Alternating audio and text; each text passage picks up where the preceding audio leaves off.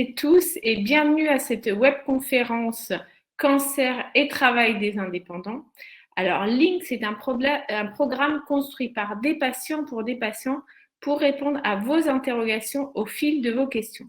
Et aujourd'hui, on a eu particulièrement de nombreuses questions concernant le statut particulier des indépendants et je dirais même les statuts particuliers des indépendants parce qu'on verra, il y en a une multitude. Donc, on avait fait une webconférence Cancer et travail que vous pourrez retrouver bien sûr comme tous les replays sur les pages YouTube de Dis-moi Santé et de Patients en réseau et au cours desquels on avait parlé des salariés, des fonctionnaires, un peu des indépendants, mais le sujet des indépendants était tellement vaste qu'il nous a paru essentiel à Laure et moi de dédier ce soir une conférence à ce sujet. Parce qu'en effet, il existe une multitude de statuts, les SARL, les SAL, les SAS, les professions libérales. Enfin, on va le voir avec nos intervenantes ce soir. Et en plus, tous les indépendants ont un peu un état d'esprit particulier parce que quand on est indépendant, on n'a pas le choix. Il faut que ça fonctionne et donc on ne va pas tomber malade. Alors ce soir, on va être entouré de l'association CARE, qui est Cancer Aide Info Réseau Entrepreneur, qui va nous donner des informations sur comment gérer la maladie et le travail indépendant, mais aussi comment anticiper. Alors bonsoir à nos trois oratrices qui ont accepté d'être avec nous. Donc bonsoir Madame Aubanel. Donc Madame Aubanel, vous êtes présidente de la fédération CARE, dont j'ai parlé de l'acronyme, et vous allez tout à l'heure intervenir. Bonsoir, Madame Morvan. Donc, vous êtes présidente de CARE 13, parce que la fédération a essaimé dans différentes régions cette association. Et donc, nous sommes entourés de Océane Roumieux et donc vous êtes CARE 84, le Vaucluse. Bonsoir à toutes et merci d'être parmi nous. Je vais laisser la parole rapidement à Laure qui, je pense, a pas mal de choses à partager avec nous depuis ses réseaux. Alors bonsoir à toutes et tous. Effectivement, nous sur nos réseaux sociaux, on a des personnes dans toutes les situations qui sont touchées par la maladie.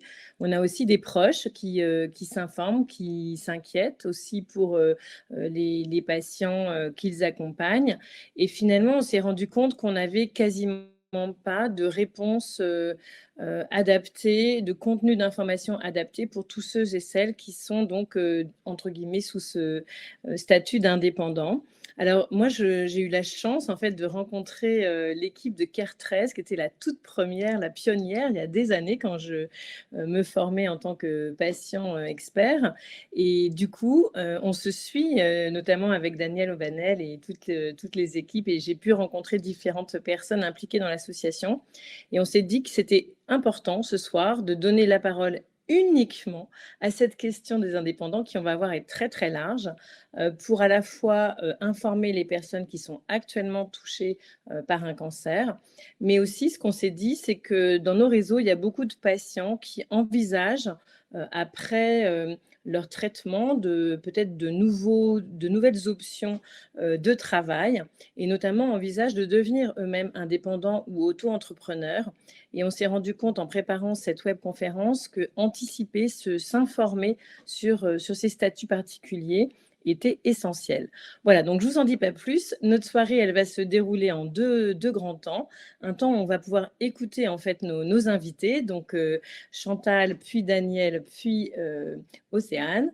Et puis après, bien entendu, un temps de questions où on va pouvoir échanger tous ensemble. Vous avez donc un onglet questions où on vous invite un petit peu au fur et à mesure de cette soirée à écrire vos questions. Et ensuite, avec Oriane, on pourra les reprendre et les poser à nos intervenantes. Donc, pour ce soir, donc, bienvenue à tous. Et je vais laisser donc la parole à Chantal qui va nous raconter ce que ça fait, ce qu'on fait avec CARE 13 en l'occurrence, mais avec les CARE en général et quel accompagnement pour les indépendants. Donc, c'est à vous et très bonne soirée. Merci Laure, bonsoir à tous. Tout d'abord, un grand merci effectivement de nous donner la parole ce soir pour vous expliquer ce que c'est que CARE. À la fois CARE dans les territoires, puisque effectivement je représente les Bouches-du-Rhône, Océane le 84 et Dany Aubanet, la fédération qui a cette grande responsabilité d'essaimer partout dans le territoire, puisqu'effectivement les problématiques des indépendants, c'est pas uniquement sur un territoire, hein, c'est valable dans tous les territoires français, voire même européens. Donc, il y a du travail à faire. Donc, je me présente, donc je suis Chantal Morvan, je suis présidente de l'association CARE 13 depuis une année. Donc Chantal Morvan, je suis chef d'entreprise initialement, hein. J'ai créé ma société il y a une vingtaine d'années. J'ai au cours de cette aventure de la création d'entreprise eu des problèmes de santé à un temps où CARE n'existait pas. Donc j'ai mis en stand-by un petit peu mon activité alors que j'aurais pas dû. Donc forcément, mon activité en a souffert. Le temps de me soigner, pendant une dizaine d'années, date à laquelle CARE n'existait pas, comme je disais tout à l'heure. Donc CARE, par contre, est né en 2014 de la volonté du monde du travail, hein, puisque initialement, CARE a été créé à l'initiative de personnes qui étaient des personnes particulièrement aguerries aux conditions de travail de l'indépendant, puisque c'était historiquement des personnes qui eux-mêmes avaient des activités et qui se sont penchées depuis bien longtemps, avant de pouvoir créer cette association, sur la problématique de cette population qui travaille un peu dans l'ombre, on va dire, même si elle constitue aujourd'hui la première force économique du pays, hein, des entreprises de petite taille, mais des entreprises très, très, très nombreuses. Et pour autant, personne ne s'était jusqu'à présent intéressé à ce qui se passait quand ils étaient malades. Donc, 2014, création de CARE 13 dans les Bouches-du-Rhône. Que j'ai le plaisir et l'honneur, parce que c'est un honneur de présider désormais. Et j'ai dans notre équipe qui travaille au quotidien une permanente, hein, une salariée qui s'appelle donc Christine Gavaudan, dont vous voyez les coordonnées là à l'écran, qui est notre chargée de mission, psychologue du travail, qui a donc la tâche d'accueillir quotidiennement nos indépendants en difficulté. Alors, avant de commencer, une grande question, c'est qu'est-ce que c'est qu'un indépendant? On peut avoir des indépendants qui sont salariés d'eux-mêmes. Donc le fait d'avoir une fiche de salaire, comme on aurait pu de façon, raccourcie le dire avant, c'est, j'ai une fiche de salaire ou j'en ai pas. C'est pas tout à fait ça aujourd'hui, et surtout la définition d'indépendant varie suivant les administrations. Vous avez, des statistiques qui disent que, effectivement l'indépendant c'est le négatif des salariés, ce qui est pas tout à fait le cas. Vous avez les nomenclatures qui disent encore autre chose. Vous avez des organismes internationaux qui aussi ont leurs propres règles de comptage, l'administration fiscale également, les juristes. Vous voyez, c'est pas si simple que ça que de définir indépendant. Pour autant, on peut dire que l'indépendant est un indépendant, on va dire, est un dirigeant d'entreprise patrimonial. Autrement dit, son outil de travail lui appartient. Sous un format ou sous une autre, un indépendant, c'est ça. Donc, par raccourci, on va parler des professions libérales, on va parler des agriculteurs, on va parler des commerçants, on va parler des dirigeants d'entreprises. Et on peut élargir à plein de choses puisque l'outil patrimonial est assez varié. Donc, je ne rentre pas dans les détails, mais c'était pour vous signaler qu'en fait, ce n'est pas aussi simple que ça, que de parler d'un indépendant par opposition, si tant est que le mot opposition soit adapté, aux salariés, même si on a tendance parfois à opposer. Donc, vous voyez ici, on s'aperçoit de la multitude de statuts, hein. On peut avoir, comme je disais tout à l'heure, des agriculteurs, on peut avoir des professions libérales, mais on peut avoir au sein même de la structure d'entreprise un certain nombre de statuts, des SAS, des EURL, des sociétés à commandite simple, des sociétés à commandite par action, etc., etc. Et pour autant, tout ça, ce sont des indépendants. Et en face d'eux, on a tout un écosystème qui vient gérer leur quotidien, et dont ils ont besoin d'ailleurs régulièrement, même si souvent l'indépendant, quand il crée son activité, ça s'adresse à ceux qui, peut-être dans les personnes qui nous écoutent, suite à leur mésaventure de santé, envisagent de créer leur société. On a tendance à oublier un petit peu tous ces organismes qui gèrent notre activité, nous en tant qu'indépendants, et pour autant, ils sont primordiaux quand la problématique de la santé santé arrive, et si bien qu'il faut vraiment s'y intéresser. Donc vous voyez sur la droite de cette diapositive, on voit tous les intervenants qui peuvent, agir d'un point de vue, on va dire, administratif ou institutionnel dans le dossier de l'indépendant, que sont la sécurité sociale, la CIPAV, donc pour la caisse de retraite, la CARSAT, et cetera, et cetera. On a aussi bien évidemment, l'URSSAF, et cetera, et cetera.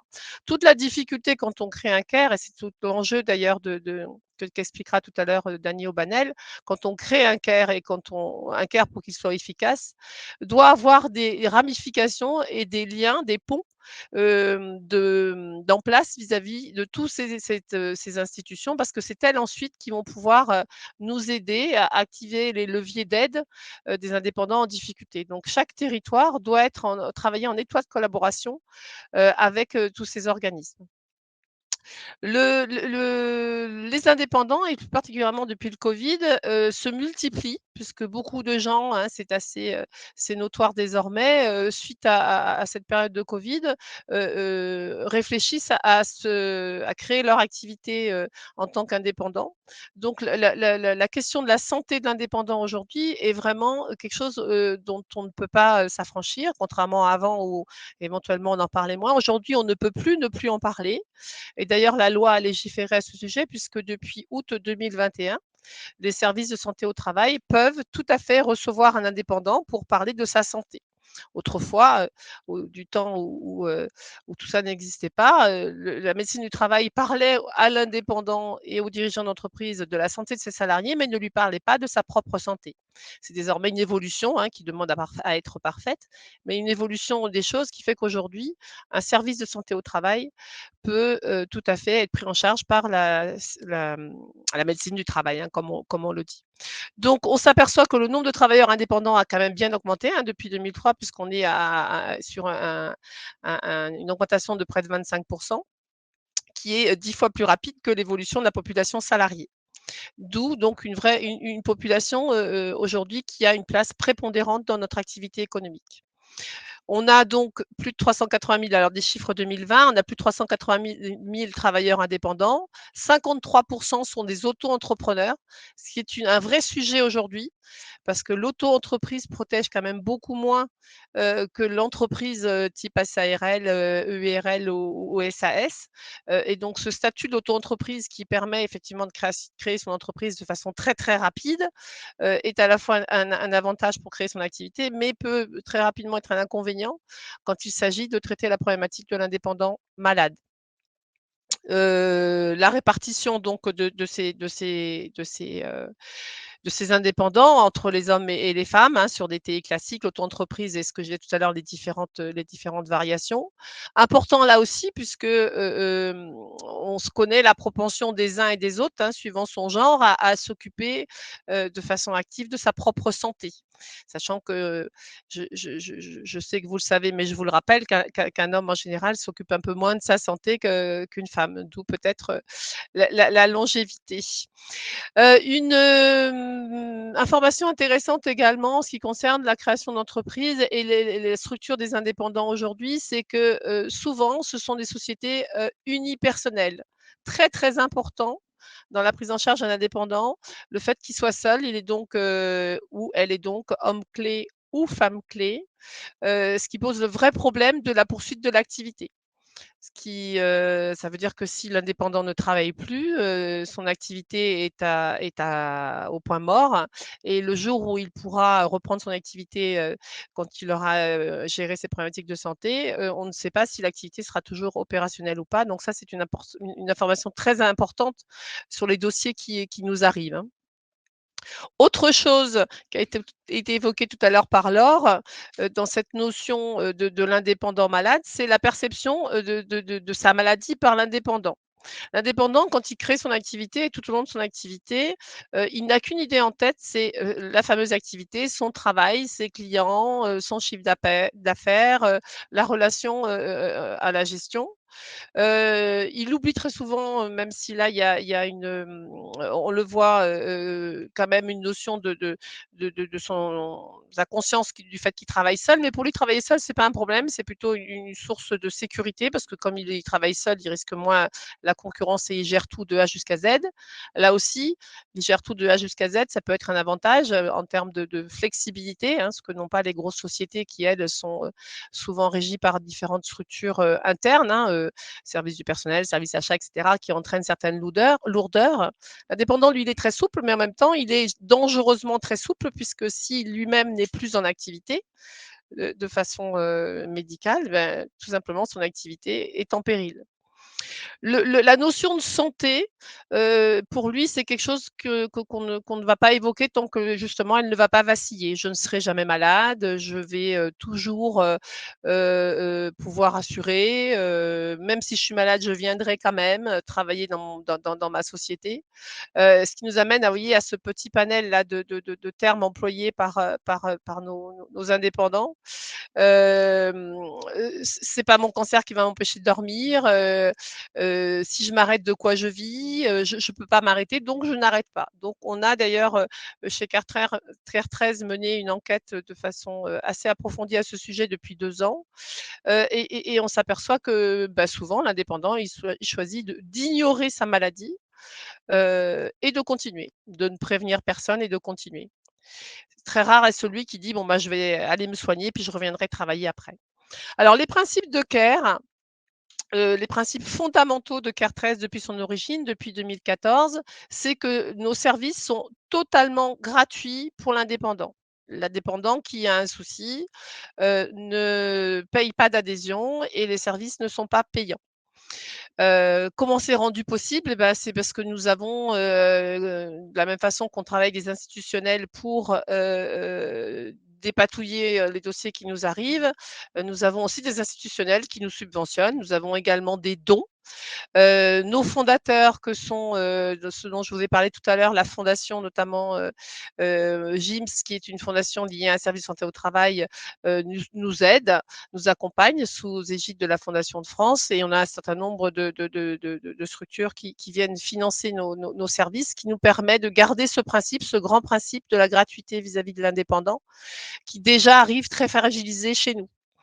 Nous avons une difficulté et je m'arrête ici sur ce point qui est très important. Nous avons une difficulté aujourd'hui, et depuis toujours justement, c'est celle de trouver cet indépendant. En fait, nous avons un certain nombre de structures et un certain nombre de dispositifs, qui sont là prêts à les accompagner, qui se multiplient aujourd'hui.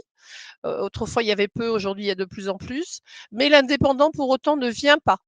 Pourquoi il ne vient pas? C'est pour ça que, tous ceux qui êtes, là aujourd'hui à nous écouter, vous avez ce rôle, de porter cette bonne parole. Pourquoi il ne vient pas? Parce que, d'abord par rapport à ce que je viens d'expliquer, il a un mindset qui lui dit: «Je me débrouille tout seul et j'ai besoin de personne et de toute façon, il n'y a rien de prévu pour moi».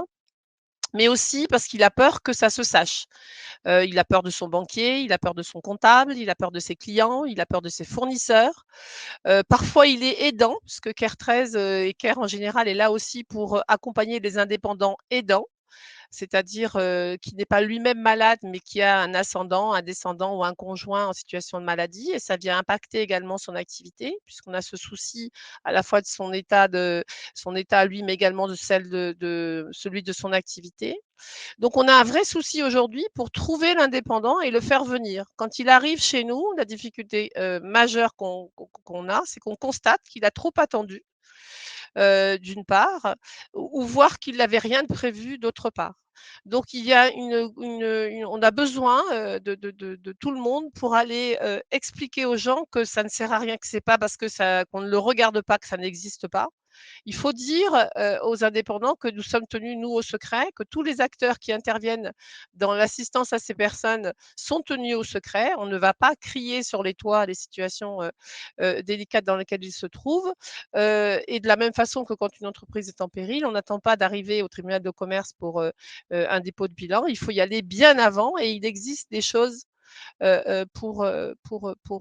justement, guérir, et soigner, la structure quand elle est en souffrance et pour accompagner effectivement les personnes qui ont une difficulté médicale. Nous n'avons pas d'intervention sur la partie médicale, hein, j'insiste là-dessus. Nous, on accompagne l'indépendant dans la gestion de son entreprise et dans la gestion de sa situation personnelle. Est-ce qu'il est protégé? Est-ce qu'il a pris une prévoyance? Est-ce qu'on peut activer des aides existantes?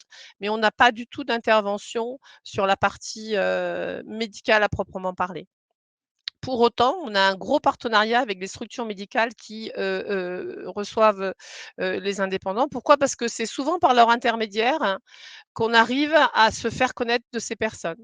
Les infirmières d'annonce ou les services spécialisés en cancérologie, pour peu qu'ils soient eux aussi sensibilisés à cette situation et pour peu qu'ils pensent eux aussi à poser la question à la personne qu'ils ont en face d'eux, de savoir quelle est leur situation professionnelle. Est-ce que vous êtes salarié ou est-ce que vous êtes indépendant?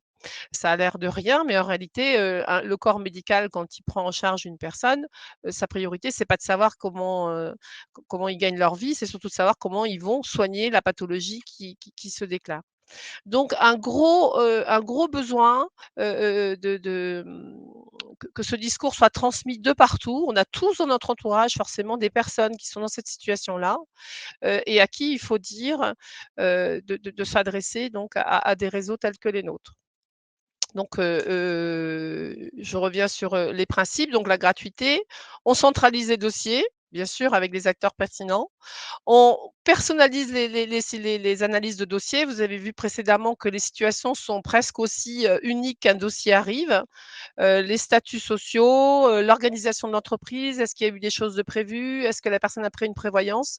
Qui nous arrive à avoir finalement un dossier qui était presque unique à chaque fois, puisque, on doit faire un état des lieux qui nous les 3 quarts du temps nous montre, une situation, quasi inédite pour chaque activité, qui dépend souvent d'une caisse différente et pour chaque individu suivant qu'il s'est protégé ou pas.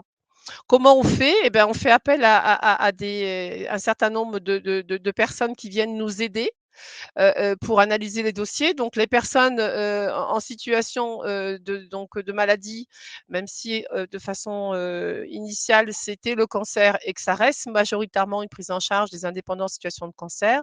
Aujourd'hui, on peut prendre en charge aussi des indépendants en situation tout simplement de maladie chronique invalidante, et évolutive, type, sclérose en plaques, type, diabétique, insulinodépendant, type AVC, voire même des personnes qui auraient une difficulté, sur plusieurs mois ou années liée à un accident de la circulation, par exemple, et qui entre ou un AVC et qui entraînerait, des incapacités à faire. Donc, bien évidemment, notre point d'entrée, c'est le statut de la personne, c'est-à-dire le fait qu'il soit indépendant. Donc les personnes nous appellent ou nous contactent par le site internet. Bien, encore une fois, moi, je parle de ce qui est de Caire Bouches-du-Rhône, mais ce modèle est dupliqué sur l'ensemble des territoires. Hem, heu, Océane Roumieux pour le Caire 84 en parlera de façon aussi, détaillée tout à l'heure et Dany, également. Donc, la personne nous contacte, on organise un rendez-vous. Parfois, la personne se déplace si elle peut le faire, sinon on se déplace parce que parfois ils ne peuvent pas se déplacer. Dans les 5 jours. On, fait un état des lieux de la situation personnelle de l'indépendant, mais également de son entreprise, et ensuite on va activer toute notre équipe pluridisciplinaire qui va, venir, analyser, la situation de la personne qui se présente. Toute l'équipe est bénévole. Tout à l'heure, je vous ai expliqué que nous avions une permanente. Toutes les équipes sont bénévoles. Nous avons donc, des assureurs, des avocats, ce sont ce qu'on appelle chez nous des bénévoles experts, hein, qui donnent de leur temps, qui sont eux-mêmes souvent indépendants, et qui donnent de leur temps pour venir analyser, la situation de la personne qui vient nous demander de l'aide. En ce qui concerne les Bouches-du-Rhône, nous avons des bureaux donc, sur Marseille, dans lesquels nous organisons des rendez-vous réguliers, pour, bien sûr analyser les dossiers, mais pas que. Ça peut être également des ateliers, de lâcher prise, des ateliers autres. En ce qui concerne, ma présidence, moi et dans les semaines et mois à venir, nous avons également projet, j'ai également projet et je l'ai soumis à mon conseil d'administration puisque nous sommes organisés en association loi 1901, d'organiser des rencontres festives. Là, on va parler d'autre chose que de la difficulté qui se présente. pour là aussi lâcher prise et un petit peu parler d'autres choses. Alors là, le tableau est un peu petit, je ne sais pas s'il y a une grosse visibilité, mais là, on voit un peu les demandes qui ont été faites en 2021 sur les personnes qui se sont présentées. Certaines nous demandent donc des aides financières, nous demandent comment je fais pour maintenir mon activité ou la faire reprendre. J'ai un litige avec une caisse de sécurité sociale ou d'URSSAF. J'ai des problématiques de comptabilité de gestion. J'ai des problématiques familiaux puisque je suis fatiguée, j'y arrive pas et j'ai besoin d'un soutien psychologique. Alors ces chiffres datent de 2021. Pour ce qui est de 2022, CARE 13 a accompagné 188 personnes. 77 personnes étaient des hommes, 53% étaient des femmes et l'âge moyen était de 51 ans. Vous voyez, donc relativement jeune. Ici, je vous ai remis donc les coordonnées de notre association. Nous avons un mail contact@care13.org. Nous avons un site web sur lequel vous pouvez également déposer des demandes. Et nous avons un numéro de téléphone, le 07 53 09 06 18, qui permet de contacter à tout moment. Si pour une raison ou pour une autre, quelqu'un est égaré et ne ferait pas partie du 13, systématiquement, nous travaillons en réseau. Les demandes sont réorientées vers la fédération, qui va être présentée tout à l'heure par Dany Aubanel, sa présidente. Et ensuite, il y a toujours un moyen de prendre en charge. Ce qui est important aujourd'hui, et ce que je voulais en terminer, c'est de vous rappeler et de vous indiquer que vous êtes tous un réseau et vous êtes tous une chaîne dans l'information dont nous avons besoin aujourd'hui pour que les personnes quittent cet espace-là de non-visibilité et viennent le plus tôt possible contacter CARE dès l'instant que la difficulté se présente. Mais également, nous avons tous cette responsabilité que de dire aux dirigeants que plus tôt ils prévoiront cette situation de maladie, même quand ils ne sont pas malades, dès la création et tout au long de la gestion de leur entreprise, c'est important d'envisager cette situation-là. Ce n'est pas obligatoire de l'envisager, donc du coup, on ne l'envisage pas, mais il faut l'envisager de la même façon qu'on s'assure pour un véhicule, quand on utilise un véhicule d'un point de vue professionnel, il faut s'assurer d'un point de vue personnel et même organiser son quotidien dans son entreprise pour qu'à tout moment, si quelque chose nous arrive à nous-mêmes ou à nos proches, on puisse faire face à cette difficulté sans mettre en péril notre activité. Je vous remercie de votre attention. Merci beaucoup, Christine. C'était extrêmement intéressant. On a déjà plein de questions. Alors, sachez qu'il y a eu toute une partie des réponses qui vont continuer à arriver dans la suite de ces interventions et on reprendra bien sûr celles qui restent à poser à la fin. Et donc, maintenant, on va donner la parole à Danielle Aubanel qui, donc, elle, maintenant, préside la Fédération CARE et ça va répondre notamment à où est-ce qu'on peut trouver un CARE près de chez soi.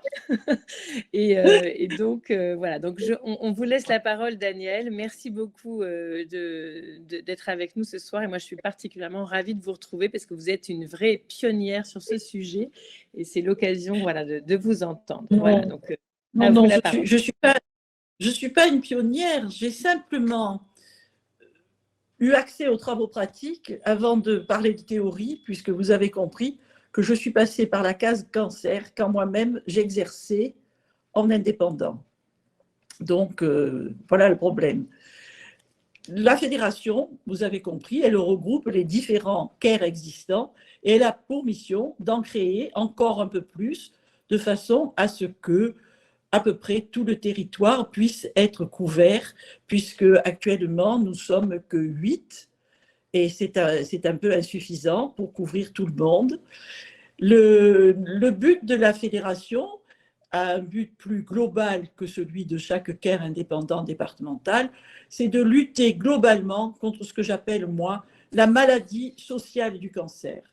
Parce que quand on a la malchance d'avoir un cancer, mais la chance d'être en rémission, on reste marqué par cette maladie. La société nous interpelle d'une façon négative et j'appelle ça la maladie sociale du cancer. Le salarié en souffre et le travailleur indépendant en souffre plus que les autres, puisque dans ses actes professionnels, il va être confronté au fameux questionnaire médical et ça va l'empêcher de changer sa camionnette de livraison, de modifier son système informatique, tout ça parce que le système assurantiel ne le couvre plus quand il a eu un cancer.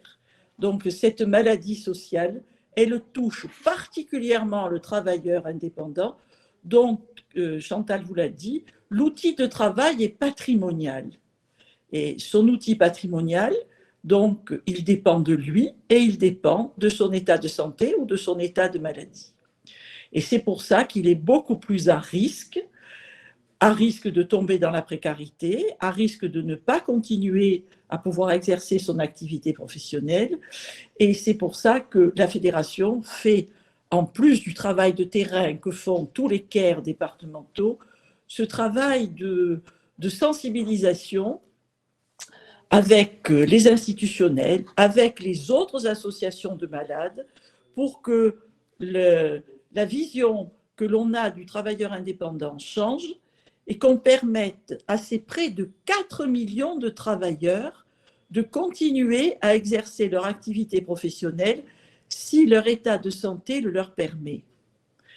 Donc voilà à quoi nous servons, et notre meilleure reconnaissance a été quand l'Institut national du cancer a trouvé qu'en effet, les services des CARE étaient des services experts pour soutenir, accompagner, informer les travailleurs non salariés quand malheureusement ils sont atteints de cancer ou d'une maladie grave et invalidante.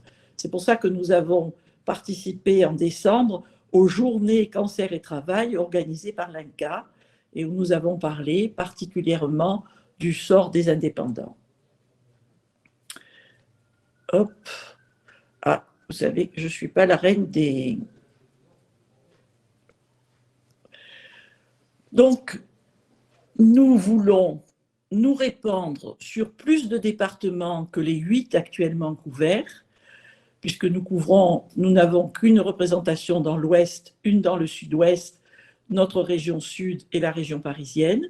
Et donc, notre mission, c'est de créer davantage de ce type d'associations, et puisque nous offrons cette aide donc, de proximité, gratuite, sur mesure, et qui, à ce jour, est à peu près la seule, je ne dis pas institution, puisque nous n'en sommes pas une, mais la seule association qui est capable de couvrir à peu près toute la problématique que connaît ce travailleur non salarié, tant la problématique psychologique que la problématique professionnelle, financière, qu'il rencontre quand malheureusement il est gravement malade. Donc c'est à ça que je m'emploie. Qui sont ceux qui créent des nouveaux CARE? Eh bien, ce sont quand même souvent des gens, des personnes, des travailleurs, des retraités qui ont connu cette case cancer et qui ont été motivés par le fait et sensibilisés au fait que leur action pourrait peut-être contribuer à améliorer cette situation. Et parmi les différentes associations départementales que nous avons ouvertes, je peux vous dire qu'il y a pratiquement toujours des travailleurs indépendants qui ont été bénéficiaires de nos services et qui s'investissent à nouveau pour propager ces valeurs et propager ces associations d'aide à leurs congénères, hein, si on peut appeler ça, les travailleurs non salariés, dont je rappelle l'hétérogénéité, le nombre très important d'institutions dont ils dépendent. Ils bénéficient, comme tout le monde, heureusement, des progrès médicaux concernant leur traitement. Ils ne bénéficient pas à ce jour des progrès sociaux que peut attendre par la solidarité nationale quelqu'un qui est gravement malade et qui est un travailleur qui a contribué à l'essor de son pays et de son territoire.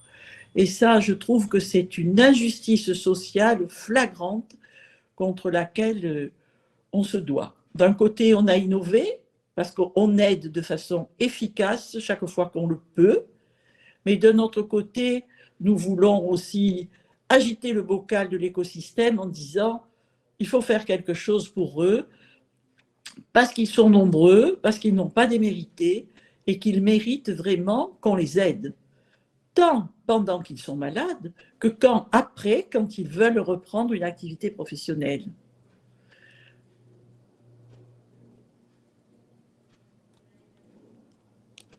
Dany, elle ne fait jamais de progrès.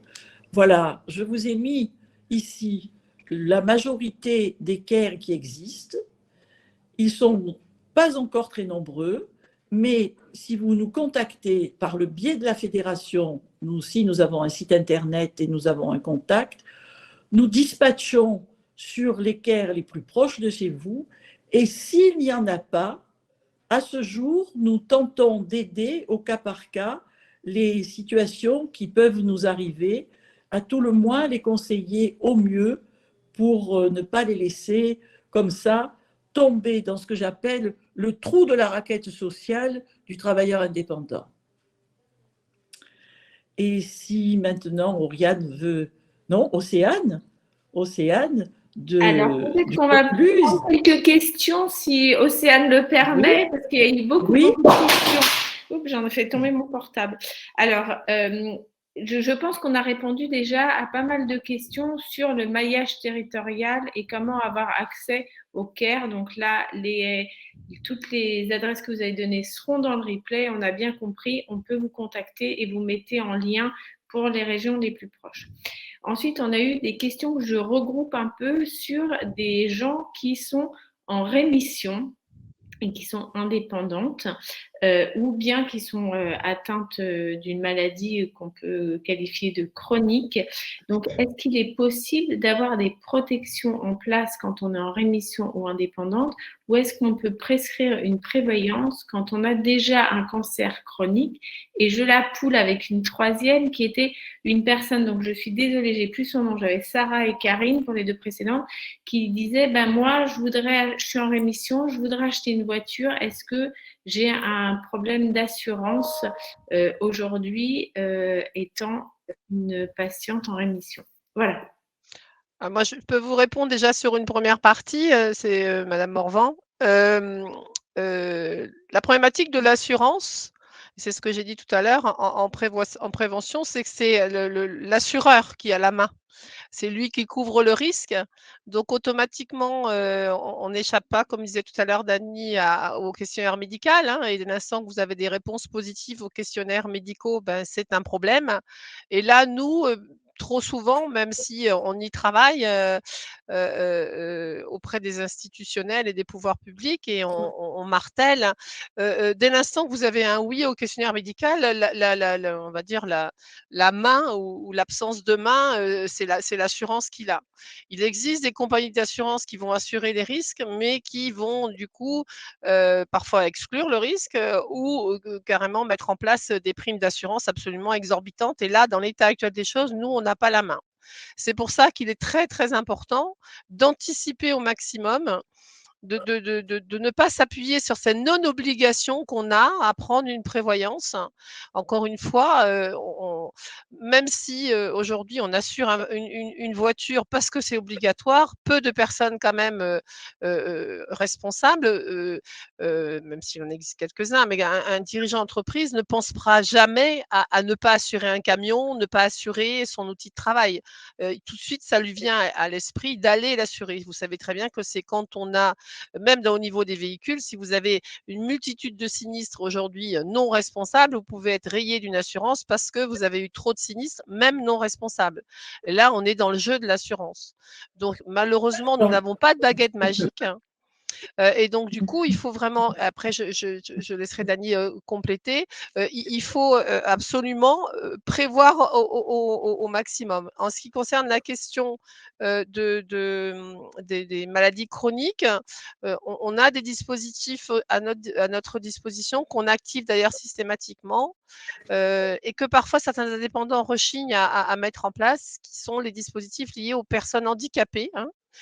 On peut tout à fait activer des aides liées à un handicap lié à la maladie, donc sur des problématiques chroniques. Alors, ce que je voulais dire, c'était que Chantal n'a parlé que de l'assurance, les questions sont puis-je acheter? Puis-je acheter à crédit? Alors, le crédit, on peut aussi le souscrire sans assurance.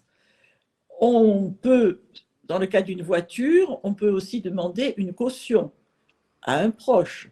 Donc, quand vous consultez un des bénévoles de cœur et experts de CARE, il va vous aider à essayer de trouver une solution.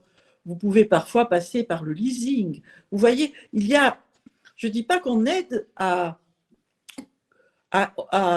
tricher, mais on peut parfois contourner la situation en trouvant des solutions un peu différentes. Et puis, ce que je voulais dire, c'est que la Fédération CARE s'est associée, et c'est peut-être de quoi je vais parler, avec notamment des grosses associations de malades, et nous avons réussi à obtenir le fait que le droit à l'oubli passe de 10 ans à 5 ans. Et pour le travailleur indépendant, c'est très, très important, parce que vous êtes malade à 35 ans, si vous avez un droit à l'oubli de 10 ans, c'est-à-dire que pendant 10 ans, vous êtes obligé de faire référence à votre cancer, ça vous mène trop loin, vous ne pouvez plus acheter, ne serait-ce que votre logement ou un autre outil de travail. Que ça soit passé à 5 ans et c'est effectif, peut changer énormément de choses. Et les premiers bénéficiaires de cette nouvelle mesure sont les travailleurs non salariés en rémission. Donc ça, nous avons pu le faire parce que, outre les accords que nous avons avec les institutionnels qui nous sont indispensables, nous avons aussi ce réseau associatif de malades dans lequel nous sommes partie prenante et qui contribue à une force. Donc, pour la réponse simple à la personne, puis-je encore acheter une voiture? Mais oui, elle pourra acheter une voiture, mais il faut voir dans quelles conditions elle va pouvoir le faire. Ce sera peut-être différent, ce sera peut-être avec un cautionnement, sans assurance, tous les cas sont possibles. Et puis, selon le statut de son travail indépendant, vous avez vu qu'il y en a de multiples, il y en a qui passent par le biais de certaines sociétés qui, à ce moment-là, permet à ce que ce soit la société qui puisse acheter. Donc, on ne peut pas donner une réponse oui, non. On va dire ça peut être possible et il faut regarder absolument le cas particulier. Ok, Voilà. Merci beaucoup pour ces premières réponses. Mais je propose qu'on écoute maintenant Océane qui va justement nous donner aussi pas mal de réponses assez pratiques. Donc, ça devrait répondre à une partie des questions parce qu'il y en a beaucoup. Et puis, on reprendra avec Oriane vos différentes questions qui seraient éventuellement non répondues. Après donc cette dernière intervention qui va être assez concrète aussi avec des exemples justement de ce que peut faire l'accompagnement des différents CARE. Donc merci beaucoup et sachant qu'effectivement ça va être compliqué parce qu'il y a beaucoup de questions qui sont j'allais dire liées à vos situations individuelles propres et pour autant comme c'est expliqué par nos intervenantes chaque situation peut être assez unique donc on va devoir rester globalement assez généraliste mais vous voyez qu'en tout cas vous avez avec la Fédération CARE et les différentes antennes, la possibilité d'avoir des réponses très concrètes à vos questions. Donc, on va laisser la parole à Océane et puis après, on reprend les questions. Donc, bonsoir à tous. Donc, moi, pour me présenter, donc, je suis chargée de mission pour l'association CARE 84. Donc, on est l'antenne du réseau CARE sur le Vaucluse. On fonctionne exactement sur le même modèle que CARE 13, dont Chantal vous a présenté précédemment. Et donc, moi, je vais compléter l'intervention en vous présentant des exemples assez concrets. Alors, encore une fois, ce sont des exemples. Comme on l'a dit, chaque situation est très personnelle, mais j'ai choisi 2 exemples. Un exemple où on appelle ça un cas, on va dire, général, c'est-à-dire que c'est suite à l'annonce de la maladie avec une multitude de problématiques qui va se présenter. Et ensuite, on a un cas spécifique où là, la personne est venue nous voir avec une question très précise. Donc, bien évidemment, tout est anonyme. Donc, J'espère qu'on voit bien. Donc, le premier exemple, donc c'était donc un chef d'entreprise, donc on appellera Monsieur X, qui était donc auto-entrepreneur, artisan peintre de 50 ans. Donc, quand il est venu nous voir, on était donc à l'étape premier de l'accompagnement. On l'a divisé en 3 parties. Donc, il est venu nous voir et nous a dit donc que on venait d'y apprendre qu'il avait un cancer il y a quelques semaines et que du coup, il ne pouvait plus travailler puisqu'il avait commencé sa chimiothérapie. Et donc, par conséquent, un chef d'entreprise qui ne peut plus aller travailler, ben, il était auto-entrepreneur. Donc, comme on vous a expliqué, il y a différentes formes. Et là, pour le cas d'une micro-entreprise, ben, il est tout seul. Donc, s'il ne va pas travailler, ben, l'entreprise est totalement à l'arrêt. Et une entreprise qui est totalement à l'arrêt, ben, il n'y a plus de chiffre d'affaires qui est généré. Et par conséquent, ben, il n'y a plus de revenus. Plus de produits pour l'entreprise, mais plus aussi de revenus professionnels pour l'indépendant, alors que les charges de l'entreprise, souvent les charges fixes, continuent à être dues. Et donc, c'est là qu'on se trouve dans une situation où l'endettement, autant professionnel que personnel, commence voilà, à se présenter. Et donc, dans le cas de Monsieur X, le premier point qu'on a vu avec lui, c'était la question de sa protection sociale et santé. Il faut savoir que ce monsieur donc était sous chimiothérapie, mais il n'était pas en arrêt maladie, puisqu'il fait partie des personnes, malheureusement, c'est vrai que le public des travailleurs indépendants, c'est souvent un public qui ne sont pas informés de leurs droits, qui ne vont pas chercher l'information tant que ça ne leur arrive pas, puisque comme on l'a dit précédemment, ils ne se donnent pas le droit d'être malades. Donc, à aucun moment, ils ont imaginé cette situation. Et donc, il continuait en fait à aller travailler alors qu'il était en chimiothérapie. Et puis là, voilà, on est arrivé à un stade où il se rendait bien compte que malheureusement, personne n'est en surhomme, qu'on a tous nos limites. Et donc, ce qu'on a fait, c'est qu'on a informé qu'en tant que chef d'entreprise, depuis son rattachement du coup au régime général de la sécurité sociale, il avait droit à des indemnités maladie de la Sécu. Donc, c'est le premier point qu'on a vu avec lui, se mettre en arrêt maladie, envoyer l'arrêt maladie à la Sécu. Et donc là, il y a des indemnités maladie qui se sont mis en place. Mais la petite spécificité pour un chef d'entreprise, c'est que ce n'est pas comme un salarié, il n'y a pas de maintien de salaire lorsqu'on est en arrêt maladie. Souvent, les indemnités maladie, surtout pour un auto-entrepreneur, on est sur des montants assez bas. C'est-à-dire qu'il y a une formule en fait de calcul, c'est 1/7 de la moyenne des 3 dernières années d'activité de l'entreprise. Donc, admettons, l'auto-entrepreneur a déclaré 20 000 € par an, ils vont faire 1/7 de 20 000, donc on est sur du 500 € d'indemnité maladie. Donc, vous vous doutez bien que ce n'est pas énorme, surtout en ce moment.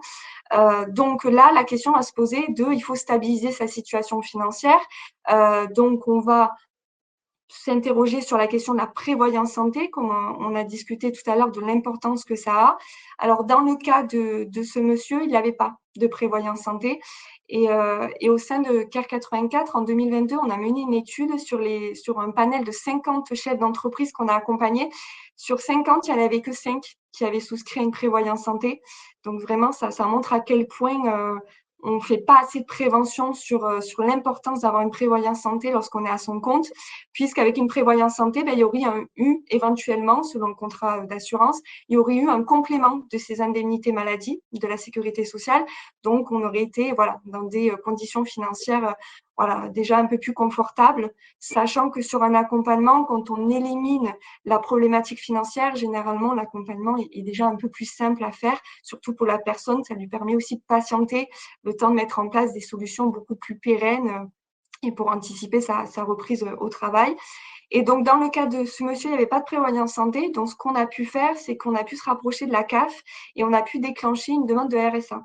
Donc, les indemnités maladie ont été complétées par le RSA. Donc, ça aussi, c'était propre à la situation de monsieur. On ne peut pas affirmer que dès qu'on a des indemnités maladie, forcément, on va pouvoir le compléter avec une demande de RSA. C'est parce que lui, il respectait des conditions financières, mais aussi personnelles qui lui ont permis de cumuler ces deux droits.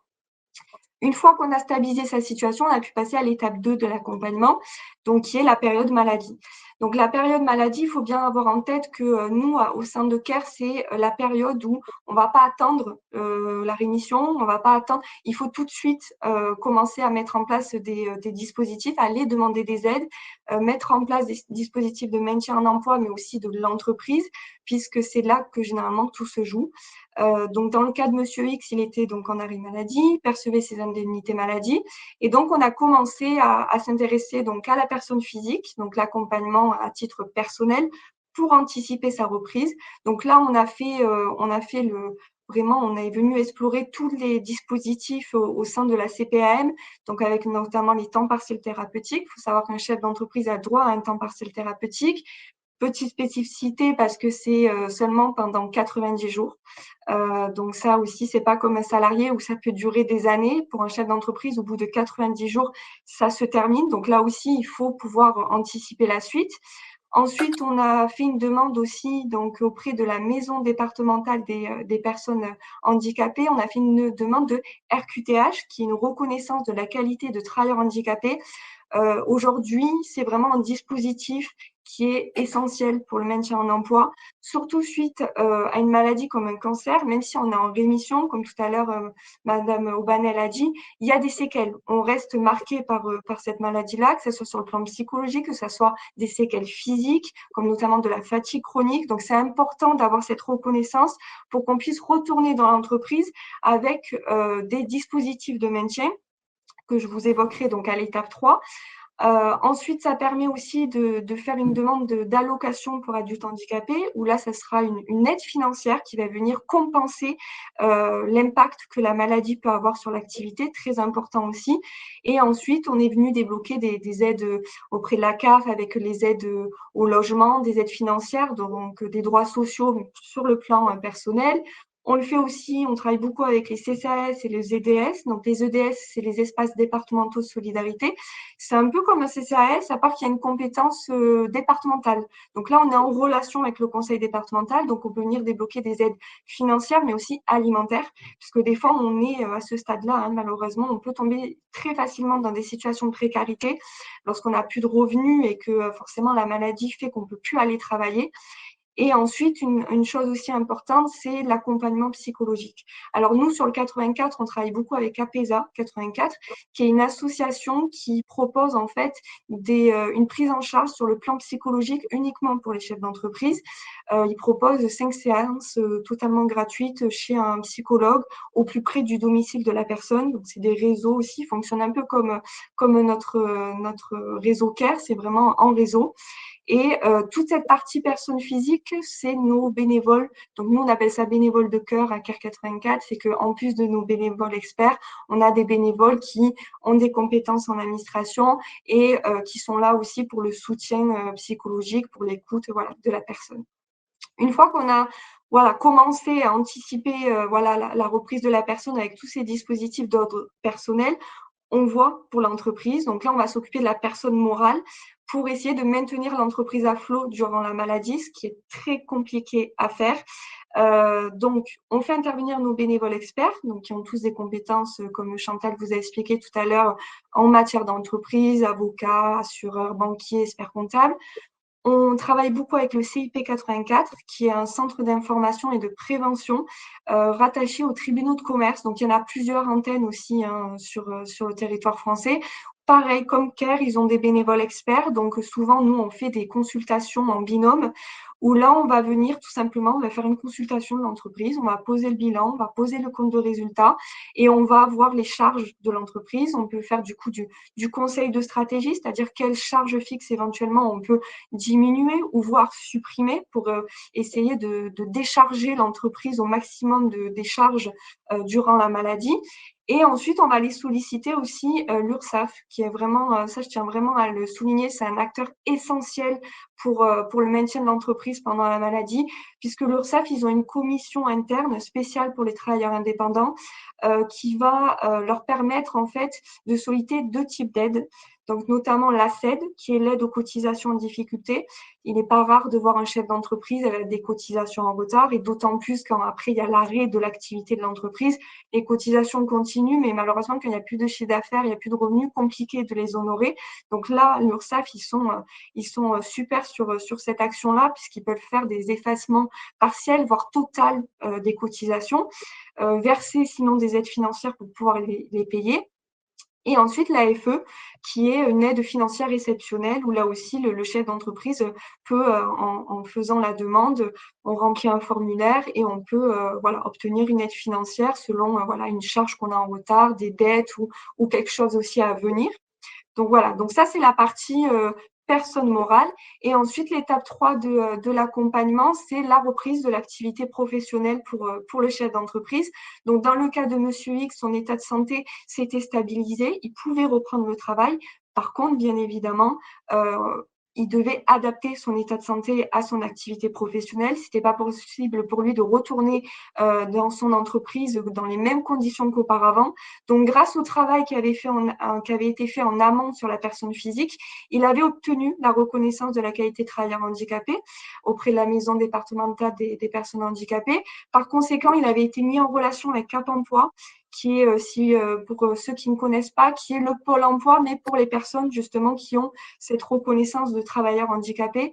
Et là, Cap Emploi est venu l'accompagner sur de l'aménagement au poste, sur comment on aménage les conditions de travail à son état de santé, aux séquelles qu'il pouvait avoir de sa maladie. Ils ont pu lui débloquer des aides financières également auprès de l'AGFIP, qui est un organisme donc, de financement qui travaille toujours avec Cap Emploi. Et en plus de ça, Monsieur X avait obtenu une pension d'invalidité auprès de la CPAM, donc une pension d'invalidité catégorie 2, donc il pouvait travailler à hauteur de 50% dans l'entreprise, ce qui lui a permis de maintenir son entreprise, de retourner au travail.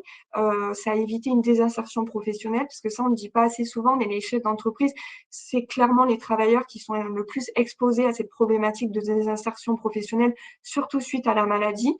Et donc, il avait une pension d'invalidité tous les mois qui lui a permis de concilier son état de santé avec la maladie.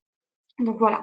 Et chose qui n'apparaît pas sur le diaporama, et c'est une grosse bêtise parce que j'ai pas mis le rôle des services de santé au travail, qui sont quand même essentiels, notamment depuis là ces derniers temps, puisque désormais il y a une obligation légale pour les services de santé au travail de proposer une offre de services adaptée pour les chefs d'entreprise, puisqu'on sait très bien que c'est un public particulier.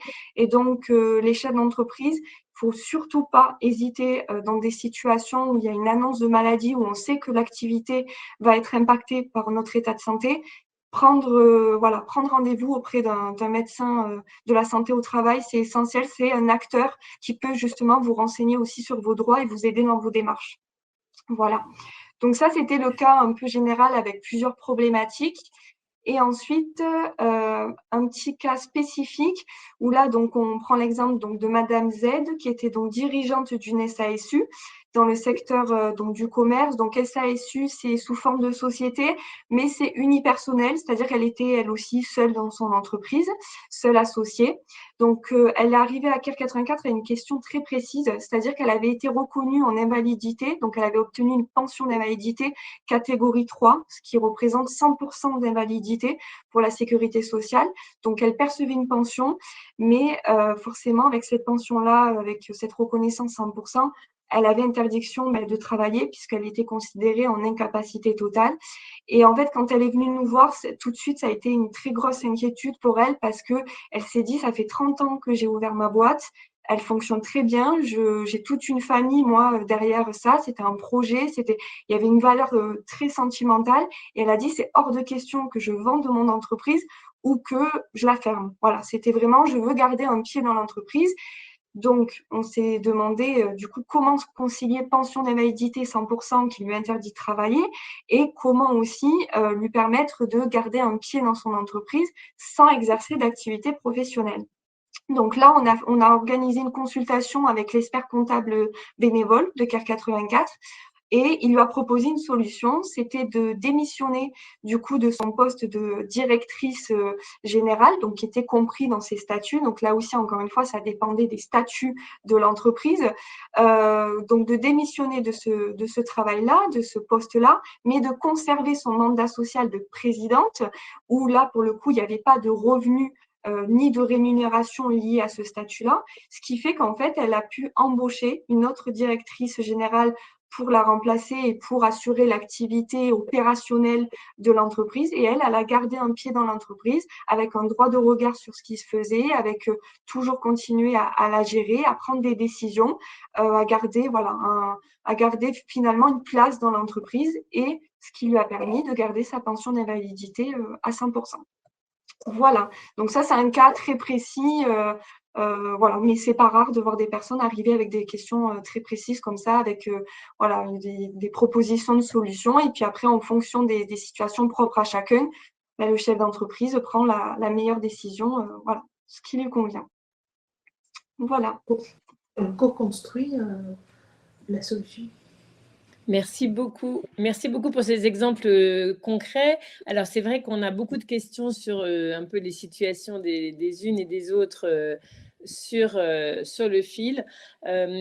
Moi, j'aurais envie de... Alors, je pense qu'on pourrait reprendre une série de questions autour des personnes qui sont déjà en situation donc d'être indépendants et qui ont des questions. Et puis, dans un deuxième temps, on a toute une série de questions de personnes qui, en fait, envisagent, après une période de traitement, d'aller vers un projet d'auto-entreprise et qui voudraient avoir des conseils pour justement anticiper les choses, entre guillemets, assurer leurs arrières. Alors, peut-être première série de questions. Est-ce qu'il y a des conseils pratiques pour des personnes qui sont touchées par la maladie aujourd'hui et qui n'auraient pas forcément, j'allais dire, mis en place les prévoyances les plus adaptées? Est-ce qu'on peut, entre guillemets, changer les choses en cours de route? Ou comment ça se passe dans ces situations-là? Moi, je voulais juste rajouter une petite chose, si vous me le permettez, Laure, sur ce qu'a dit Océane, qui a fait une présentation on ne peut plus complète. Je crois que là, elle a vraiment, avec les mots appropriés, expliqué vraiment le parcours mis en place par les CARE. On a parlé IGSS. Je voudrais souligner le fait que l'indépendant, ce qui motive souvent sa création d'entreprise, c'est justement le mot indépendant, la liberté, un certain nombre de non-obligations. Les IGSS sont proportionnels aux revenus qu'on déclare. Et quand on est indépendant, on a la possibilité de, il faut se le dire, c'est comme ça, de pas forcément tout déclarer. Donc il faut tout au long tout au long de son activité, peser le pour et le contre, puisqu'effectivement, quand on déclare une somme, on va avoir à côté, bien évidemment, des cotisations, URSSAF, retraite, qui nous paraissent délirantes, faut dire ce qui est, mais qu'on retrouve à la fin. Et si on n'a pas suffisamment déclaré, on se retrouve avec la proportion, je pense qu'Océane va pas me démentir, la proportion exactement la même sur les IGSS qui vont pouvoir être versés. Donc c'est très important de mesurer ça. Après, on peut choisir malgré tout de le faire. L'important, c'est de le faire en connaissance de cause. Effectivement, le statut d'indépendant nous donne cette grande liberté. On peut décider de sous-déclarer, on peut décider de ne pas, mais il faut savoir aujourd'hui qu'on prend ce risque en cas de difficulté de se retrouver dans la situation évoquée par Océane. Si je peux me permettre, j'ai regardé un petit peu le chat et les questions, il y a une chose qui m'a interpellée. Aujourd'hui, même si on a des convictions ou des idées reçues bien ancrées, et je pense que Dany confirmera aussi, ne voyons pas les institutions, l'URSSAF, les caisses de retraite, les impôts, le tribunal, etc., comme des gens à côté, là, qui sont en mode gendarme à nous taper sur le dos. Avec le Covid, Et c'est aussi peut-être, on va dire merci le Covid, n'exagérons rien, mais c'est quand même un des effets positifs. Il y a toujours des effets positifs à toute chose du Covid. Il y a un vrai partenariat. Je pense que Dany va rebondir dessus. Il y a un vrai partenariat qui s'est instauré avec les institutions. Les institutions, aujourd'hui, nous, on a eu le cas, et c'est vrai, sur les Bouches-du-Rhône, où l'URSSAF nous a appelés en nous disant, on a des enveloppes. Est-ce que vous avez des indépendants qui sont en difficulté? Est-ce que vous avez des indépendants qui n'arrivent pas à payer leurs charges et qui n'ont rien demandé? Dites-leur de nous demander. Et ça, c'est pas, j'ai vu l'expression un peu bisounours là, dans une des questions. C'est légitime, hein, on pense tous ça, hein, mais les impôts, on les regarde de travers. Mais non, aujourd'hui, vraiment, tous, et même jusqu'aux tribunaux de commerce, qui sont là souvent pour liquider les entreprises, ils sont demandeurs. Ils nous appellent, venez, venez, venez avant qu'il ne soit trop tard. Et ce sont des vrais partenaires aujourd'hui. N'est-ce pas, Dany? Alors, sur la question de la prévoyance qui a été posée, quand prévoyance donc privée, parce que la prévoyance institutionnelle, bien entendu, elle y a droit. La personne qui a été malade, elle y a droit depuis que le RSI a été absorbé par les CPAM, par le régime général. Mais pour une prévoyance privée, malheureusement, quand on a été malade, même si on est en rémission, au début de la rémission, on ne peut pas souscrire une nouvelle prévoyance, ou alors il y a des exclusions. Si on fait sa déclaration de façon très honnête, il y a toujours l'exclusion sur la rechute par rapport à la maladie initiale. Et souvent, ça devient cher. Donc, le premier des conseils que l'on peut dire à tous ceux qui désirent s'installer en indépendant, quel que soit le statut, et particulièrement en auto-entrepreneur, prévoyance. Non seulement on doit faire de la prévention sur son corps pour éviter d'avoir des méchantes choses qui vous arrivent, mais professionnellement, on doit s'inquiéter de quelle serait ma prévoyance si j'étais touchée par une maladie grave. Et plus on la souscrit tôt, moins elle est chère et plus elle va vous couvrir. Alors moi, je suis souvent un peu en bagarre avec les experts comptables qui n'ont tendance à ne conseiller, pas tous, hein, mais qui parfois ne conseillent à leurs clients que ce qui est totalement obligatoire. Et là, on se rend compte que ce qui est obligatoire, bien entendu, on doit le faire, mais ce qui est facultatif, c'est très important. Adhérer à un service de santé au travail à titre personnel. Souscrire une assurance prévoyance d'indemnité journalière à titre personnel et privé. Ça fait partie des obligations que doit avoir un professionnel responsable. Parce que nous sommes toutes là à avoir été, certaines d'entre nous, à avoir été touchées jeunes, et on peut se rendre compte que ce n'est cher qu'avant d'en avoir besoin, et c'est très important de le souscrire. Donc, parce que justement, quand on a été malade, et pendant tout ce temps de non-droit à l'oubli, on ne peut rien souscrire de façon légale, sauf à avoir de très grosses exclusions et avoir des primes aussi qui sont souvent hors de portée. Et ça fait partie d'un de mes chevaux de bataille, de pouvoir convaincre des sociétés plutôt mutualistes, de pouvoir proposer encore des solutions de couverture et de prévoyance à des gens qui ont été malades, parce qu'à ce jour, elles sont plus assureurs que mutualistes. Voilà. Parce que ça, c'est vrai que du coup, dans cette question-là, elle est vraiment fondamentale pour toutes les personnes en rémission qui souhaiteraient justement passer à une nouvelle étape de travail différente qui leur conviendrait mieux.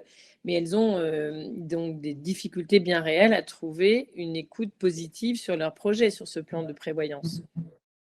Et du coup, on peut, ça peut être une mobilisation globale. En tout cas, ça serait intéressant de voir si on peut appuyer vos démarches spécialisées Parce que dans la pratique, ça veut dire quoi? Ça veut dire que pour le faire, il faut payer plus cher ou clairement on ne trouve pas?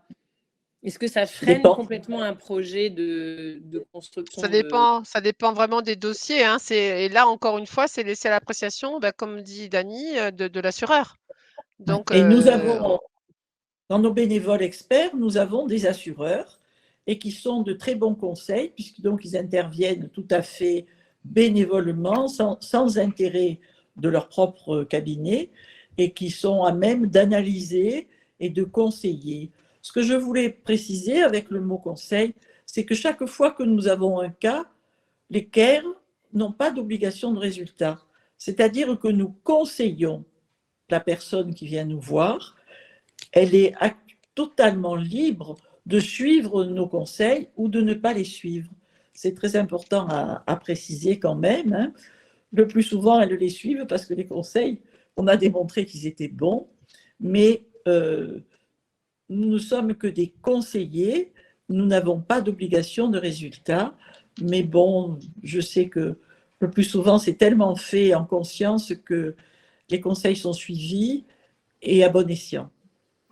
moi, je Alors, voudrais rajouter une chose, Laure, par rapport à ce qui a été dit, c'est que de la même façon, si on considère la maladie dans sa globalité, hein, indépendant, on va dire vis-à-vis d'un individu, quel que soit son statut professionnel, il ne faut jamais oublier la prévention. Le rythme quotidien, on en a parlé tout à l'heure de l'indépendant, est quand même nettement plus soutenu.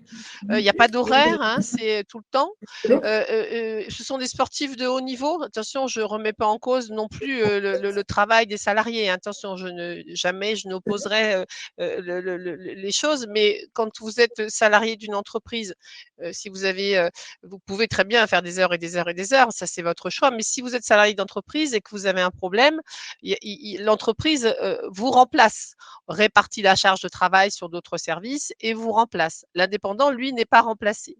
Donc, ce qui est important, et c'est vraiment un gros travail de sensibilisation, c'est qu'il faut qu'ils prennent en compte cette charge de travail, ces rythmes, et que le plus tôt possible, pour éviter d'avoir la difficulté, ils mettent en place une organisation dans son entreprise où lui aussi a des temps de pause, où lui aussi va avoir un rythme, notamment nutritionnel, etc., adapté, parce que c'est un sportif de haut niveau. On fait 70 heures par semaine.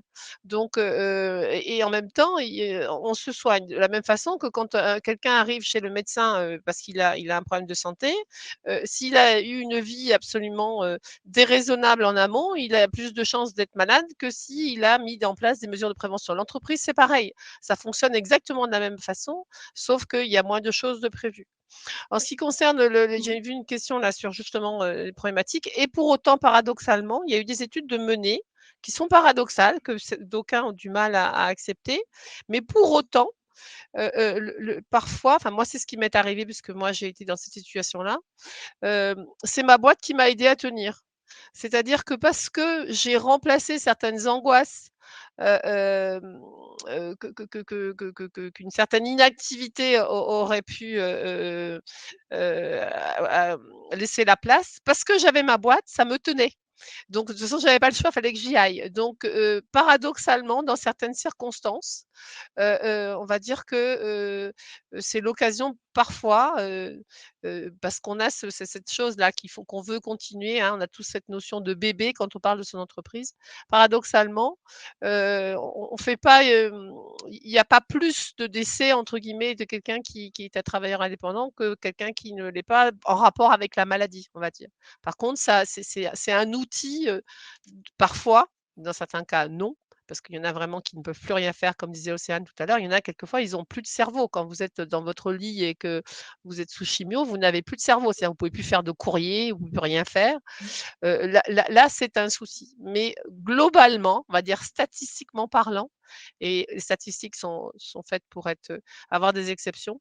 Le fait d'avoir son activité est un moteur pour tenir. Alors, merci beaucoup. Toujours dans ce pool de gens qui veulent peut-être se réorienter après la maladie, vous avez bien insisté sur l'importance de la prévoyance. On avait des questions sur, je réfléchis à me réorienter, est-ce qu'il y a un statut qui est plus, je suis en rémission, qui serait plus protecteur ou plus adapté pour quelqu'un qui a connu la maladie, SAS, SARL, je ne sais pas, un auto-entrepreneur. Là, c'est peut-être Océane qui pourra répondre. Moi, je peux juste Alors, vous dire Madame que là Morel, aussi, votre micro est fermé. là aussi, il y a autant de situations que de, et Dani va pouvoir intervenir, il y a autant de situations que de cas. Et c'est aussi beaucoup lié à la situation personnelle, propriétaire, pas propriétaire, des enfants, pas des enfants. Enfin, c'est vraiment à chaque fois, enfin, en ce qui concerne nous, nos expériences dans les Bouches-du-Rhône, à chaque fois, c'est vraiment une analyse rapprochée de la situation qui répond à cette question. Je préférerais que ce soit Oriane qui réponde. Océane. Pardon, Océane, oh là là, Océane, Oriane. Océane qui réponde parce qu'elle elle voit quelles sont les situations un petit peu plus protectrices que d'autres. Grosso modo, ce sont quand même celles où la création d'entreprise permet à la personne malade d'être salariée de sa propre entreprise. Je fais un raccourci, mais Océane va confirmer. Oui.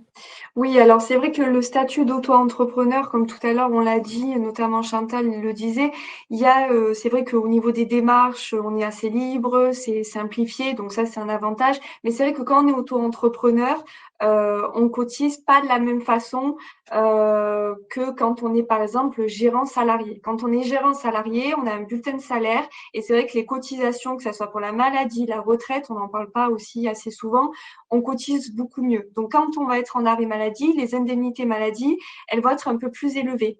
Après, comme le disait Chantal, ça dépend vraiment de chacun. Puis, souvent, les formes de société, d'entreprise, elles vont aussi dépendre de votre secteur d'activité. Des fois, il y a des experts comptables qui vont vous recommander de monter une société par action simplifiée parce que vous êtes plusieurs. Ou quand vous êtes seul, vous avez un panel qui est un peu plus, du coup, réduit. Mais après, ça va dépendre du secteur d'activité, la réglementation, de votre vie personnelle.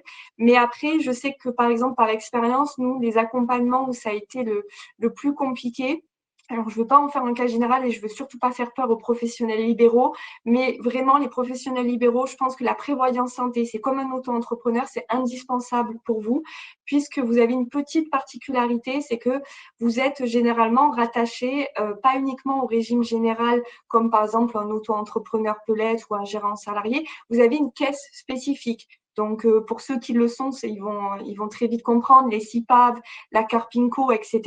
Et en fait, le problème, c'est que quand on est en arrêt maladie, la sécurité sociale vous versera des indemnités maladie que pendant 90 jours. Et au bout des 90 jours, c'est cette caisse spécifique qui prend le relais. Le problème, c'est que, par exemple, la CIPAV, qui est une caisse spécifique pour les professionnels libéraux, ne prévoit pas d'indemnité au bout des 90 jours. Donc, ça veut dire qu'un professionnel libéral qui est rattaché à la CIPAV, lui, va se retrouver avec des indemnités maladie assez minimes, pour être honnête, et en plus de ça, au bout de 90 jours, c'est terminé.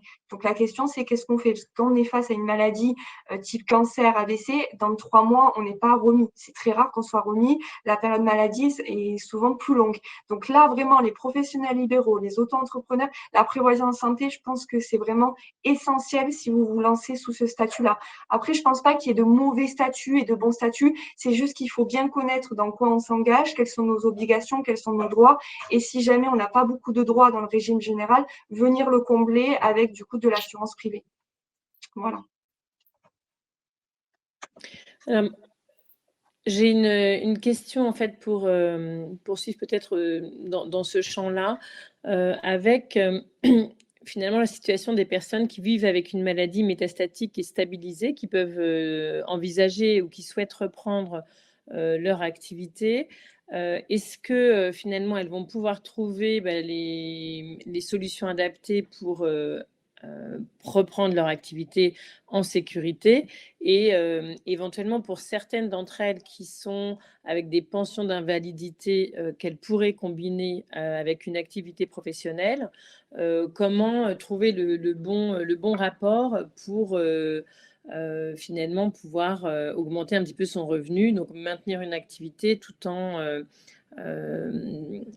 recevant cette pension d'invalidité. Je vais répondre. Alors, pour essayer voilà, de concilier maladie et activité professionnelle, je pense qu'il y a deux dispositifs qui sont essentiels et sur lesquels il faut s'informer. Ça reste la reconnaissance de la qualité de travailleur handicapé auprès de la maison départementale des personnes handicapées, puisque grâce à cette reconnaissance, on peut notamment avoir l'allocation pour adultes handicapés. Donc là, ça vient compléter les revenus professionnels. Mais après, si on est face à une maladie chronique, généralement, nous, on recommande de faire une demande de pension d'invalidité auprès de la sécurité sociale. On est généralement sur des montants un peu plus élevés que l'allocation pour adultes handicapés. Et surtout, elles sont souvent attribuées plus longtemps. Donc, ça évite de refaire des démarches administratives chaque année. Voilà, c'est quand même, moi, je pense que c'est le dispositif le plus abouti aujourd'hui, mais après, encore une fois, ça dépend de votre pathologie, ça dépend des séquelles que la maladie elle a au quotidien et notamment sur l'activité professionnelle. Mais s'il y avait deux dispositifs à retenir, je pense que c'est bien cela. Moi, j'ajouterais qu'il faut, tout au long de la vie de l'entreprise, et je dirais même presque une fois par an, faire le point de l'évolution de sa situation. Ça, c'est indispensable, on l'oublie trop souvent, mais il faut régulièrement remettre le dossier sur la table, un peu comme quand on fait la déclaration de revenus. Voilà, est-ce que je suis bien assurée? Est-ce qu'en fonction de l'évolution de ma situation, de l'évolution de mon activité, est-ce que j'ai bien tout envisagé et remettre, ça très régulièrement sur le bureau pour, peut-être adapter, décider de réorienter ses choix, voire même, hein, pour certaines effectivement activités, je voyais que dans le chat des personnes le disaient, décider, bah, tout simplement de se mettre salarié ou de céder son activité ou de s'associer ou de faire plein de choses. Souvent l'indépendant, il part dans un canal et tel qu'il s'est mis dans ce canal, 20 ans plus tard, vous le retrouvez, il est exactement dans le même canal parce que pris par son activité et tout ce qui finalement d'ailleurs, lui est renvoyé quelque part, hein. Quand on parle à un indépendant, on lui parle, «Est-ce que vous avez du personnel? Est-ce que vous avez du chiffre d'affaires? Est-ce que vous avez eu du bénéfice?» Jamais on ne lui parle de la difficulté. C'est pas sexy la difficulté. Donc du coup, il se laisse entraîner là-dedans, c'est pas toujours drôle de regarder ça et en fait, c'est vraiment le le conseil à donner pour quelqu'un qui s'engagerait, dans cette voie-là, qui a, des avantages, hein, très clairement, la liberté, enfin il y a plein de choses, hein, qui font que, on est bien aussi en tant qu'indépendant, mais en ayant cette, lorgnette en permanence, axée aussi sur, la prévention de la difficulté. Très intéressant. Alors du coup, justement, il y a une question un peu de saison autour des impôts, on va dire, avec, cette question de Pascal qui dit, voilà, avec les problèmes de santé que j'ai, rencontrés, cela a généré des retards, dans mes déclarations, fiscales. Mon comptable dit que je risque un contrôle fiscal. Donc, quels seraient les conseils? Parce que là, franchement, c'est vrai que ça ferait beaucoup. Est-ce qu'on peut, par exemple, devancer en allant rencontrer ces services fiscaux? Est-ce qu'ils sont compréhensifs face à ces situations? Oui. Oui, alors je vais reprendre ce que tout à l'heure Chantal a dit, c'est qu'il faut pas voir l'URSSAF, les impôts comme les méchants. Il faut, dès que vous rencontrez des difficultés financières, en fait, il faut faire preuve de bonne foi. Nous, on dit toujours ça, c'est-à-dire que ça arrive à tout le monde d'avoir des difficultés, peu importe les raisons. Le principal, c'est d'aller expliquer la situation pour justement dire que c'était pas volontaire, c'était pas parce qu'on n'avait pas envie de le faire, c'est parce qu'on était malade et que la maladie a eu des séquelles justement sur la vie quotidienne et notamment sur les obligations professionnelles. Et on est face quand même à des êtres humains, même si on a une vision voilà, très négative et ça se comprend. Mais je pense qu'il faut prendre l'initiative d'aller les informer. Voilà, dire que c'est vraiment, c'est pas une erreur, c'est juste qu'en fait, ça a été l'impact de la maladie. Je donnerai comme exemple, bah, le mien, hein. Au début, j'ai fait comme tout le monde, j'ai eu peur, je me suis cachée et au final, notamment par rapport à l'entreprise, le tribunal de commerce, hein, dont dépendent beaucoup d'entreprises, il est une expression que tout le monde ignore. Quand on a une difficulté d'entreprise, on va se placer sous la protection du tribunal de commerce. Et le tribunal de commerce, il est là pour dire, le dirigeant a une difficulté, de bonne foi. Et quand je suis arrivée, moi, au tribunal de commerce, alors je vous rassure, je vais bien et ma boîte aussi aujourd'hui, je leur ai expliqué ma situation et ils m'ont protégée. Ils ont, mis en place toutes les mesures vis-à-vis de l'ensemble des acteurs, principalement institutionnels puisque c'était les difficultés que j'avais, pour me protéger et ils m'ont protégée et ils m'ont permis de redémarrer. Les institutions sont des outils. Le fait d'aller au tribunal de commerce, comme on dit, les gens tout de suite, lèvent les bras au ciel en disant: «Déposer le bilan». Un dépôt de bilan n'est pas une liquidation. Un dépôt de bilan, c'est: je pose mes problèmes sur la table, regardez qu'est-ce qui m'arrive, est-ce qu'on peut m'aider? Le fait d'aller demander de l'aide, c'est pas très sexy en France. Ailleurs dans le monde et notamment aux États-Unis, le quelqu'un qui ne fait pas l'apprentissage de l'échec, de la difficulté, voire même de la maladie, est considéré comme quelqu'un n'ayant pas un panel complet des outils de gestion d'une entreprise. Le fait d'avoir des difficultés, c'est une expérience qui rajoute une, alors évidemment on choisit pas, mais il faut le prendre comme une expérience. Aujourd'hui, on parle du cancer, c'est un Français sur 2, donc qui ne connaîtra pas de près ou de loin, la chose? Ça fait partie, d'une possibilité dans une vie et il faut, le regarder comme étant, effectivement, une tranche de vie qu'on espère, salutaire par la suite, mais il faut le regarder comme ça et je pense que, avec cet esprit-là, on arrive armé sur une situation et encore comme dit Océane, les institutions aujourd'hui, croyez-le bien, sont demandeuses. Vous rencontrez au niveau des services des impôts des gens qui sont juste exceptionnels, qui ont besoin de comprendre de quoi on parle. L'indépendant, ils savent pas forcément ce que c'est. Le médecin du travail, par exemple, le médecin du travail, toute sa vie de médecin du travail aujourd'hui, n'a rencontré souvent que des travailleurs salariés. Il voit une organisation avec tout le panel d'obligations de l'entreprise que de prévoir un maximum de choses pour ses salariés. Aujourd'hui, nous, au niveau de CARE 13, on a mis en place un service à destination des médecins du travail. Parce que le médecin du travail, parfois, n'a pas idée de justement qu'est-ce que ça entraîne au quotidien, que d'être malade pour un dirigeant. On lui demandait pas d'ailleurs avant de s'en inquiéter. Donc il faut aller. Je reviens sur les impôts. Alors, en tant que bénévole de CARE 13, par 3 fois, je suis allée plaider la cause de quelqu'un qui n'avait pas pu faire ses déclarations d'impôts, ce qui avait de très grosses conséquences à l'époque aussi sur ses cotisations de RSI, et qui avait d'autres qui avaient des retards dans la TVA, des déclarations de TVA, que vous savez, un travailleur indépendant doit faire, selon le cas, tous les mois.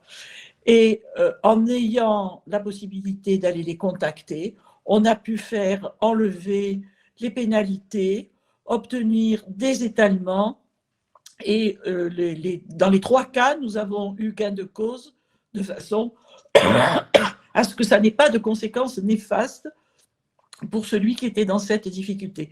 Donc, là, c'est pareil, il ne faut pas se cacher, il faut affronter le problème, immédiatement aller demander un rendez-vous et expliquer son cas. Et comme l'a dit Chantal, contrairement à ce qu'on pense, moi je trouve que nous avons de meilleurs interlocuteurs dans tout ce qui est institutionnel en France que dans ce qui est privé. Vous aurez souvent une meilleure écoute chez votre inspecteur, chez votre percepteur ou chez votre inspecteur des impôts que chez votre banquier. C'est un peu bizarre de dire ça et de le constater, mais c'est vrai. Et donc, il ne faut pas hésiter, il ne faut pas avoir honte de le dire, et même si maintenant on est dans le tout numérique, c'est tout à fait faisable. Et on vous écoutera parce qu'ils ont des consignes en ce sens et qu'ils ne regardent pas, à l'inverse de votre banquier ou de votre assureur, un quelconque intérêt financier. Ils sont là pour l'intérêt général. Donc ça, je veux vraiment le souligner. Et les meilleurs partenaires des CARE sont nos institutions qui vraiment font preuve de... Elles sont très dispersées, le travailleur indépendant ne les connaît pas, et c'est en ce sens que nous aidons, que nous orchestrons les aides. Mais ces aides, elles peuvent être trouvées, on peut en bénéficier. Voilà. C'est une conclusion peut-être un peu citoyenne, mais Et qui fait du bien. très réaliste. Alors justement, c'est vrai qu'on était parti en se disant oh là là, ça va peut-être être une conférence un peu angoissante, etc. Finalement, on voit qu'il existe de nombreux systèmes de solutions. Alors en s'appuyant bien évidemment sur les CARE, on n'a pas pu répondre à toutes les questions parce que les gens ont tous des situations personnelles très différentes, mais on a vu que le maillage CARE permettait de pouvoir répondre à proximité ou d'être mis en relation avec à proximité. Donc, n'hésitez pas, que nos institutions étaient là aussi pour soit nous protéger, comme vous l'avez dit, mettre sous protection notre société. Et d'ailleurs, on avait Isabelle qui nous disait qu'elle en avait fait l'expérience et qu'elle avait été soutenue par l'URSSAF. Donc, voilà. Donc, il existe des solutions. Il faut anticiper, si je résume aussi. Et le replay va être à disposition sur les pages YouTube de Dis-moi Santé et de Patients en réseau. Et il me reste donc à remercier infiniment nos 3 oratrices de ce soir et à souhaiter une excellente soirée à tout le monde. Et rendez-vous très bientôt. Au revoir. Merci beaucoup. Merci. Laure. Et merci à Dis-moi Santé, à Patients en réseau. Toujours important. Et l'union fait la force, ne l'oublions pas. C'est vrai. Et merci pour vos sourires. Merci beaucoup.